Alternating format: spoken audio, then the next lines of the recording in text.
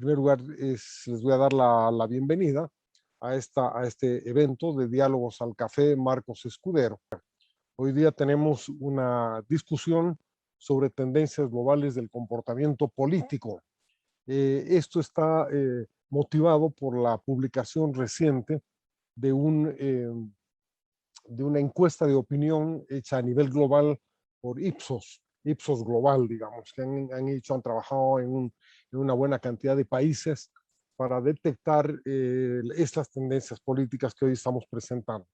Este evento, sin embargo, no tiene absolutamente nada que ver con Ipsos. Estamos utilizando las encuestas de Ipsos como un pretexto para reflexionar sobre lo que sucede en nuestros países, ¿no? Y para eso hemos invitado a, bueno, le voy a pasar entonces la palabra a Walter Guevara. Creo que voy a decir lugares comunes que ya han cubierto todos, pero son sentimientos profundos que yo tengo. No podemos imaginarnos que la democracia sea un producto acabado. Es un proyecto siempre en alto riesgo. Y la democracia vive en una zona de un clima muy particular. Los extremos son fatales para ella. Es por eso que el populismo prospera, y yo pensaría que a las excelentes definiciones del populismo que han dado le añadiría un rasgo más, en sentido de que el populismo ofrece soluciones rápidas, sencillas e ineficaces para problemas reales y complicados, y las ofrece a un público que está predispuesto a aceptar falsas soluciones sin la menor crítica. Este es el lado de la oferta, tal como la ha indicado Carlos Meléndez. Y por el lado de la demanda, los requisitos para la implantación y el florecimiento de una democracia representativa son bien conocidas. Y el populismo encuentra que en muchos países justamente lo opuesto de esas condiciones es lo que predomina.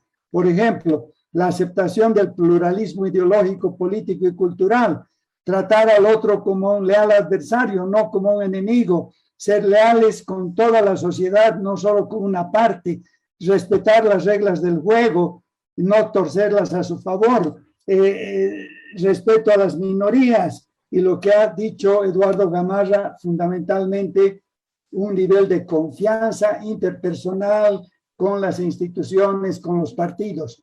Ante estas condiciones, ante la ausencia de estas condiciones, obviamente es fácil para un caudillo atizar miedos y furias y hacerse venerar porque está atizando cosas que están presentes en la sociedad. En ese sentido, lo que yo preguntaría a los que han hecho estas presentaciones es si no es un tema profundo de cultura política. No, tal vez no podemos hablar de que tengamos una sociedad civil. Tal vez nuestra sociedad es precivil o incluso anticivil, ¿no es cierto? Esa sería mi pregunta. En el Facebook aparece una pregunta de Rolando Morales, sobre todo motivada por la definición que hizo Carlos de este populismo desde la demanda, desde el lado de la demanda. Y él se pregunta si la existencia de ese populismo del lado de la demanda que ayuda a organizar reivindicaciones no será también un motor del cambio y del progreso. Carlos, adelante. Sí, sí, claro, como decía, aludido por lo menos directamente con la pregunta de Rolando, es bastante interesante porque hay esa demanda populista, no necesariamente tiene que ser buena o mala, en el sentido de que es precisamente un sector de la ciudadanía que está buscando un cambio, que está enfrentándose al establishment político. Pero como dijo Simón en su presentación, el tema es cómo concebimos esa demanda populista. Si se concibe como ciudadanía, o se concibe como clientela, o se concibe como seguidores, o se concibe como simplemente plebe. O sea, y por lo tanto, el resultado es simplemente un cambio del establishment por otro. Entonces, y yo tendería a pensar que lamentablemente la experiencia ha demostrado que si bien es cierto hay un potencial democratizador, el discurso populista también genera de algún modo, llama la atención sobre sectores marginales excluidos que buscan una reivindicación, hay una promesa democratizadora de algún modo. La forma de incluir a esos sectores marginales, por la experiencia que hemos vivido, es una forma que ha tenido pues connotaciones negativas por ser clientelistas, prebendistas y autoritarias, ¿no? Entonces,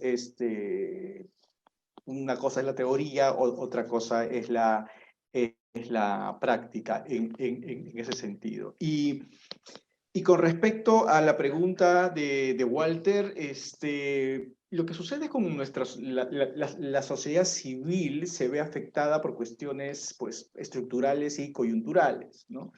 Creo que estructuralmente el nivel de informalidad de las sociedades en nuestros países, sobre todo en los países andinos, que la informalidad es tan alta, es un elemento que ha tenido un impacto en el tejido social, ¿no?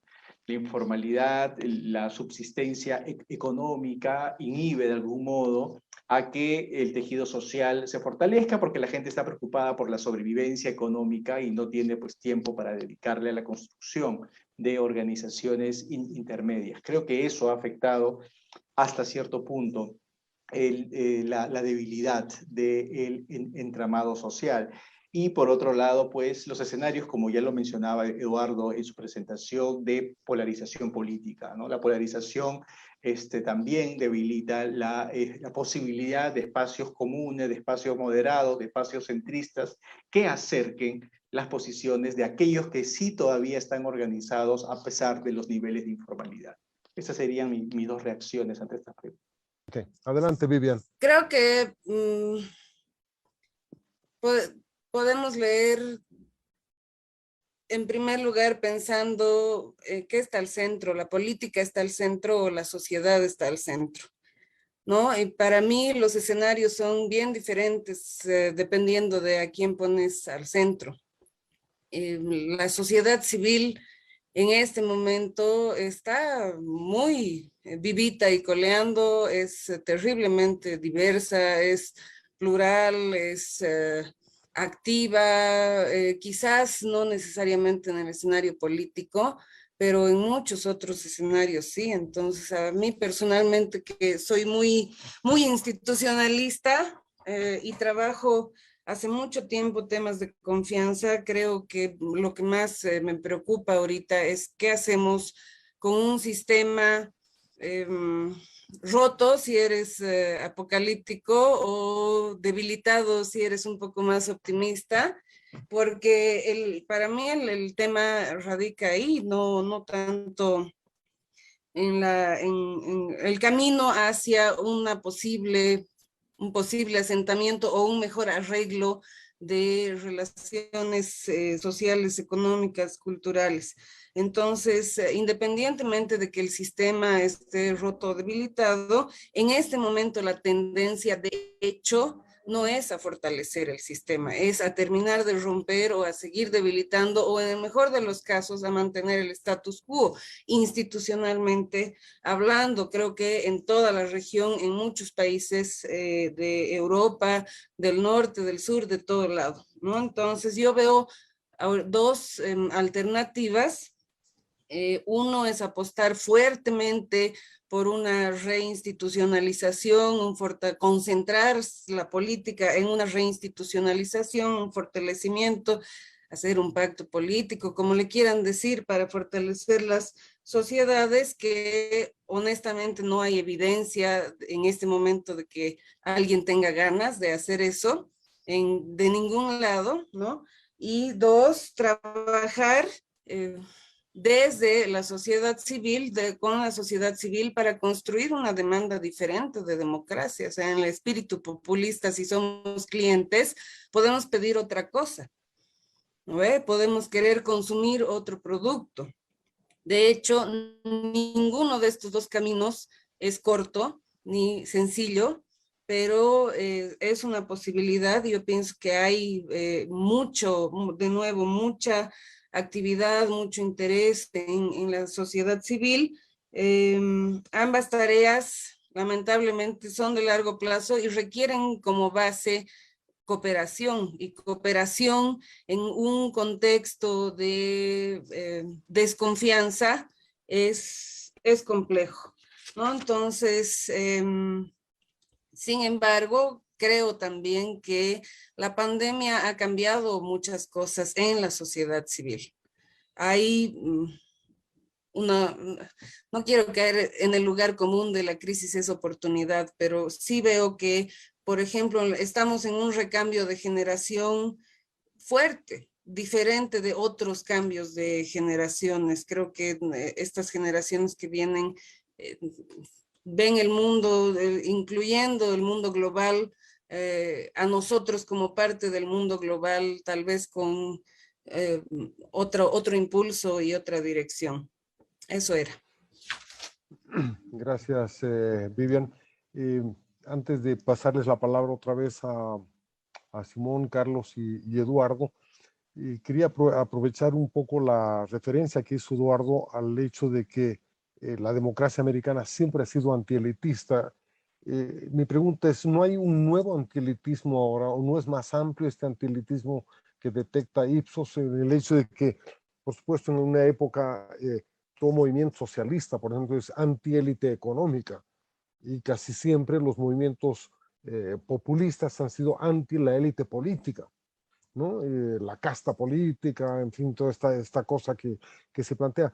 Pero hoy en día parece haber un sentimiento antielitista o no necesariamente antiélite para destruir a la élite, pero una destrucción de toda la mitología que había alrededor de la élite, especialmente en el campo de los medios, la moral, la ética, y en parte no hay un fenómeno nuevo ahí del que se aprovecha los movimientos demagógicos populistas, pero que no necesariamente lo generan o lo producen. ¿Podrían reflexionar un poco sobre la existencia o no de alguna novedad en este sentimiento antiélite que aparece detectado en estas encuestas? Ahora, Simón, adelante. Ya. A ver, yo creo que se han tocado una cantidad de temas. No sé si tenemos hasta tipo 12 de la noche, algo así, el tiempo, ¿no? Eh, a ver, yo creo primero que nada, respecto a lo que planteaba Rolando Morales, que lo saludo a los años, si es que el populismo puede ser un motor de cambio. Sí, por supuesto, yo creo que puede ser un motor de cambio y ha sido motor de cambio en algunos sitios, en algunos países. El propio caso argentino, que es uno de los emblemáticos en ese sentido. Yo podría decir también el caso ecuatoriano con el velasquismo, que jugó un papel importante en la incorporación de los sectores populares a la política, pero insisto siempre cómo se da esa incorporación, si es que es una verdadera ciudadanización o es más bien una clientela. Y creo que ahí, por ahí está la respuesta. Hay un libro clásico acá en Ecuador, que algunos de ustedes lo conocen, que fue publicado, si no me equivoco, en el año 90, de Amparo Menéndez, que se llama La conquista del voto y que es el estudio no tanto del populismo, sino del clientelismo y de cómo, digamos, se capta todo el voto a partir, digamos, de una oferta populista en realidad, como señalaba Carlos, ¿no? Y esto lleva también, digamos, al otro tema, que es el de la cultura política. Obviamente hay un tema de cultura política en esto, pero yo creo que hay que considerar siempre que la cultura es una construcción social. La cultura es una construcción que se va haciendo diariamente y que es muy cambiante.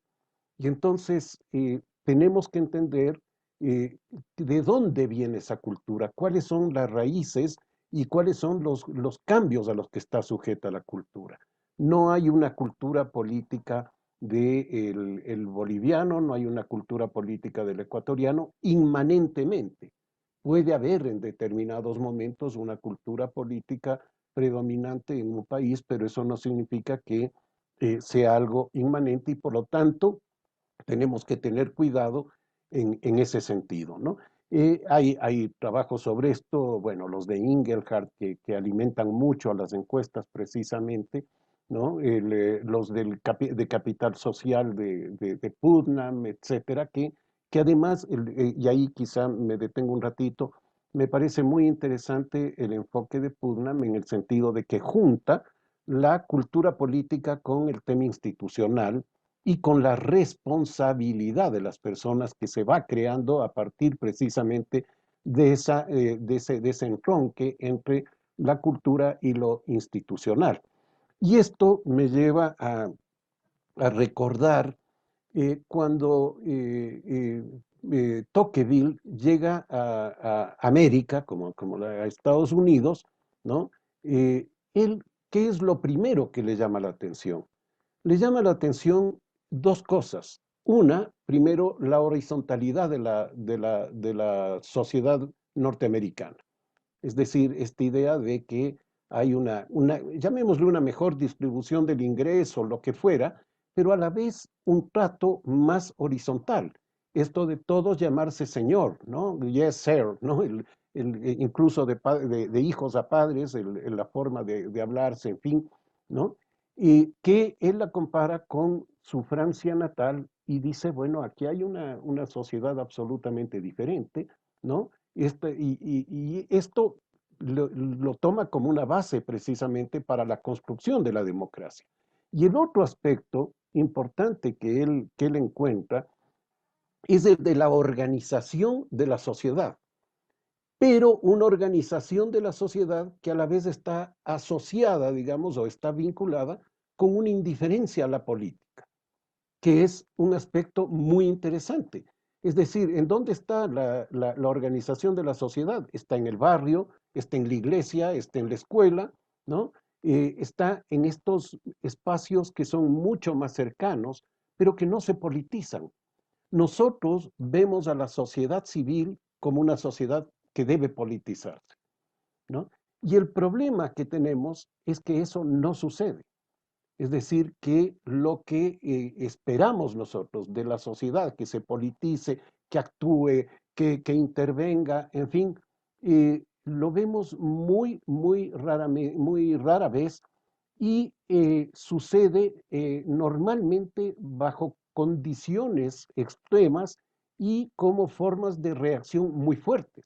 Los estallidos sociales a los que hemos hecho referencia pues, el fin del año 2019 fueron eso, grandes estallidos, pero que vuelven, ¿no es cierto?, a desaparecer y que no dejan mayor, digamos, no dejan algo estable para más adelante, que puede ser capitalizado por ciertos sectores, de ahí puede salir un partido político, en fin, pero como sociedad misma no queda.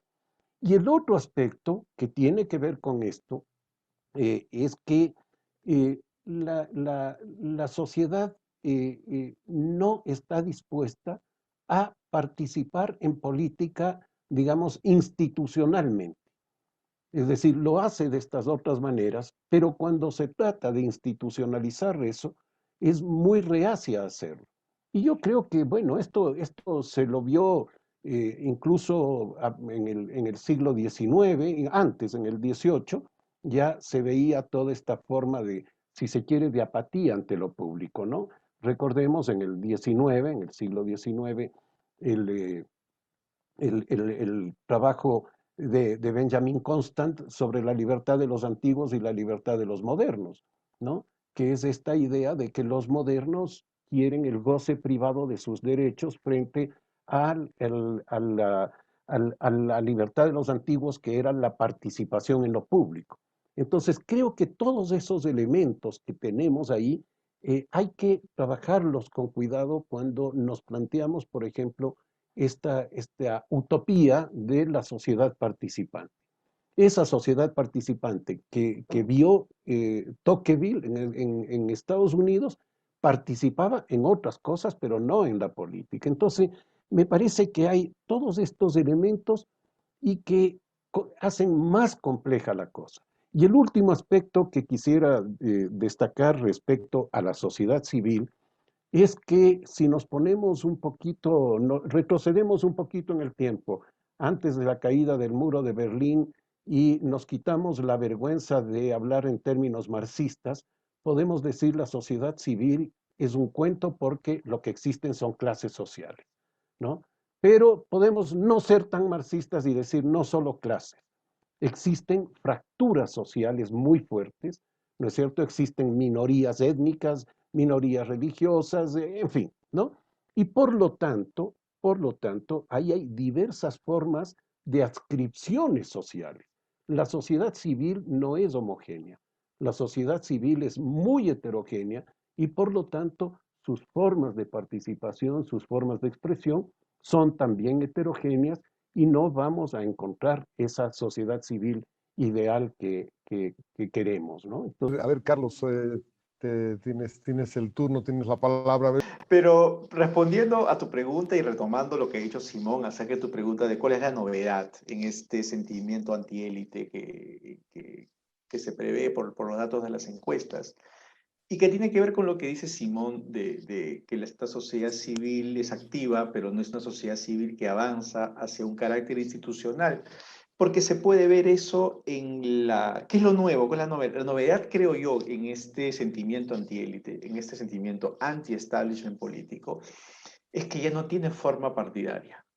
No tiene forma de organización partidaria, de estructura partidaria. Nosotros estábamos acostumbrados en el siglo XX a tener partidos políticos anti-establishment. Se formaban el peronismo en su momento, el APRA, en el Perú habían los partidos políticos cuando surgen justamente con esta impronta anti-establishment. Hoy día este anti-establishment no tiene una forma partidaria. O sea, los estallidos los estallidos sociales o los movimientos sociales del siglo XX tenían una connotación, una organización partidaria. Los estallidos del siglo XXI no tienen esa organización y quizás por ello pueden ser más contundentes en el sentido de ser realmente anti-establishment, porque el que tenga una forma partidaria lleva a que tradicionalmente sea un establishment reponiendo el establishment caduco, un partido político emergente que reemplaza el establishment caduco. Eso pasó en el Perú con el APRA, con el Fujimorismo después. Pero ¿quién reemplaza a el duopolio de las dos coaliciones chilenas luego del estallido social? ¿Qué va a salir de los estallidos colombianos, por ejemplo, de estos años de movilizaciones intensas que han tenido en Colombia, donde no hay un partido político que se puede, por más que Petro hace los esfuerzos para poder capitalizar ese humor? Yo creo que estamos ante estallidos sin forma partidaria y esa es la novedad en ese sentimiento antiélite. Lo hace más genuino porque este sentimiento antipartido es mucho más profundo, se evidencia de esa forma, pero tiene pues connotaciones lamentablemente perjudiciales para la organización de la sociedad, porque luego del estallido, ¿qué? Luego del estallido, ¿qué cosa queda, no? Y en eso pues comparto el diagnóstico que precisaba Simón.